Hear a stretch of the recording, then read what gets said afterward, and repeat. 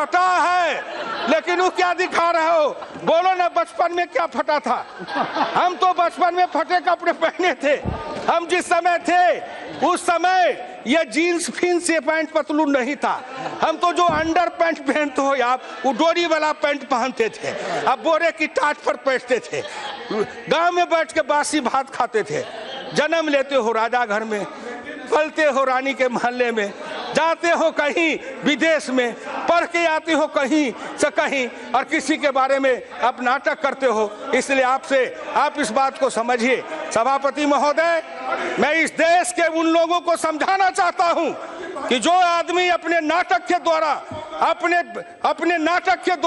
अपने भ्रम फैलाते हैं, या हिंदुस्तान के गांव गरीब किसान पिछड़ों को ठगना चाहते हैं। अब गांव गरीब किसान मजदूर का बेटा भी चालाक है, तेज है, पढ़ा लिखा है, लैपटॉप रखता है, कंप्यूटर रखता है, मोबाइल रखता है, वो भी नेट पर सब कुछ को देखता है, और एक एक नेता की जन्म से लेके मरण तक की कहानी निकाल के पढ़ लेता है गूगल के मार्फत से। इसलिए हम किसी को धोखा नहीं दे सकते।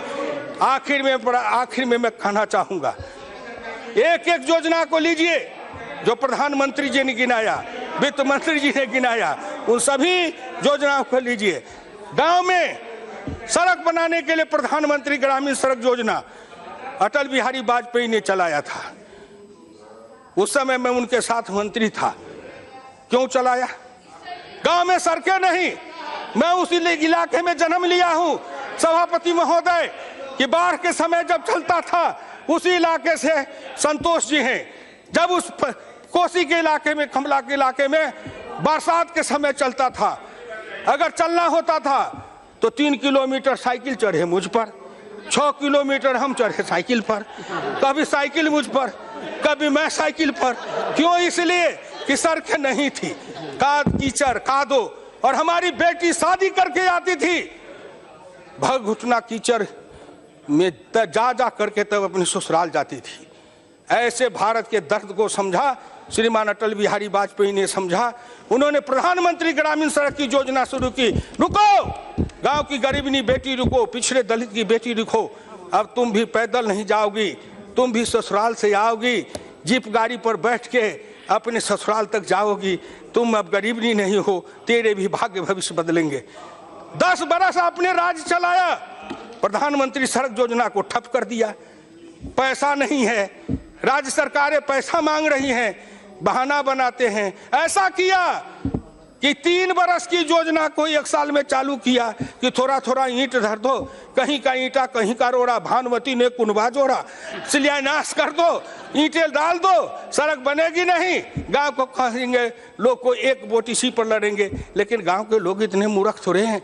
भाई नरेंद्र मोदी जी प्रधानमंत्री ग्रामीण सड़क योजना के लिए 27,000 करोड़ रुपया जो दे रहे हैं, और कितना किलोमीटर से अब 113 की 115 किलोमीटर रोज प्रधानमंत्री ग्रामीण सड़क योजना का लक्ष्य रखा है। इससे गांव बदलेगा, गांव में सड़कें जाएगी, गांव की गलियां पक्की होगी। आपने मनरेगा चलाया, मैं कहता हूं सारे पैसे से लेके हमारे गांव की गलियों को पक्कीकरण कर देते, ग्रामीण सड़कों को पक्कीकरण कर देते, हमारे ट्रैक्टर चलाने का रास्ता देते, हमारे मशीन चलाने का रास्ता देते, हमारे मोटरसाइकिल चलाने का रास्ता देते, गांव में गाड़ी जाने का रास्ता बनाते, गांव का कायाकल्प पर कल्याण हो जाता। सड़क सबसे ज्यादा रोजगार और सबसे ज्यादा विकास का साधन है। आपका ध्यान उस ओर क्यों नहीं गया? बात करने से नहीं, काम करके दिखाओ। नरेंद्र मोदी बात में नहीं, काम पर विश्वास रखते हैं। इसीलिए आपसे मैं कहना चाहता हूं कि जरा इन बातों पर गौर से सोचिए। कहते हैं कि हुआ क्यों नहीं? बताइए साहब, 60 वर्ष तक, 60 साल तक आप, 2 साल, 2.25 साल तक की सरकार, 60 वर्ष में आपने किया नहीं। कहते इतने दिन में करके दिखाओ। कबीरदास जी ने कहा, धीरे धीरे रे मना धीरे सब कुछ होए, माली सींचे 100 घड़ा ऋतु आए फल होए।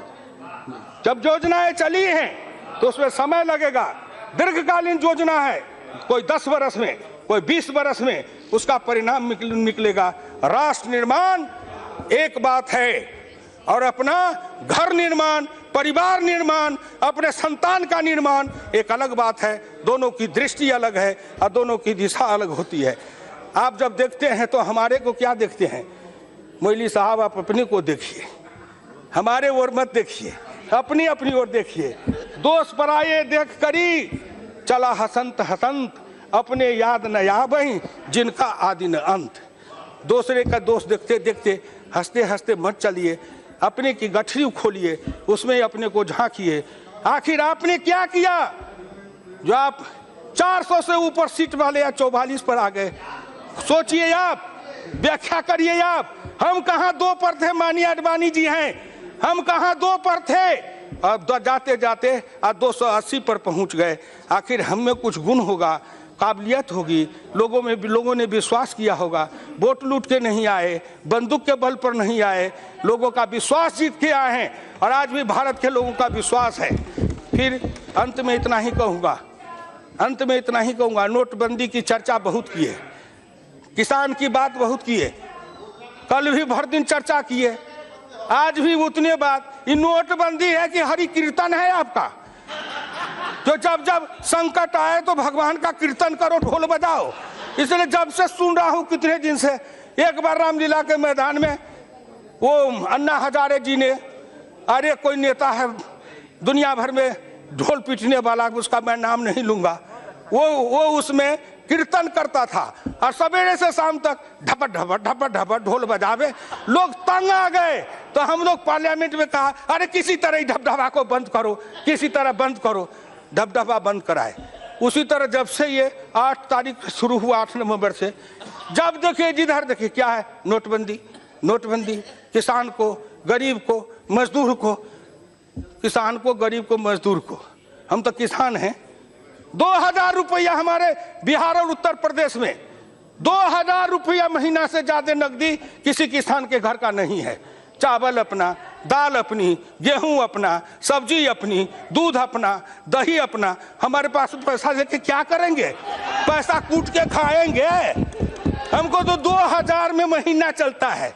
4000 रुपया का बदली आया कि बदल लो, किसी तरह बचा के 4000, 2000, 5000 रुपया घर में रखे थे, एक दिन में बदल के ले आए और 3 महीना 4 महीना तक घर में 6 महीना तक खर्चा चलाए।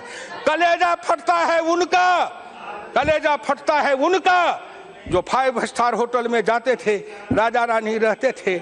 उस सूट का किराया एक दिन का 1 लाख 1.5 लाख। एक होटल में मैं गया तो कहा यहाँ एक सूट है, उसका 5 लाख एक रात का किराया है। मैंने कहा चल भैया थोड़ा दिखा दे कि उसमें क्या है।